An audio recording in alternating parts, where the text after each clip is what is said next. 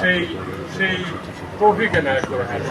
আল্লাহ আমাদের দলের ভারপ্রাপ্ত চেয়ারম্যান, যার দিক নির্দেশনায় আমরা এদেশের গণ আন্দোলন সফল করেছি, হায় আল্লাহ আমাদের প্রিয় নেতা জনাব তারেক রহমানকে আল্লাহ হায়াতি দান, হায় আল্লাহ তাকে সুস্থতা দাও, হায় আল্লাহ তিনি যাতে সকল বাধা বিপত্তি অতিক্রম করে আমাদের মধ্যে খুব তাড়াতাড়ি এসে আমাদের দলকে নেতৃত্ব দিতে পারেন, সেই তৌফিক এনায়েত হায় আল্লাহ।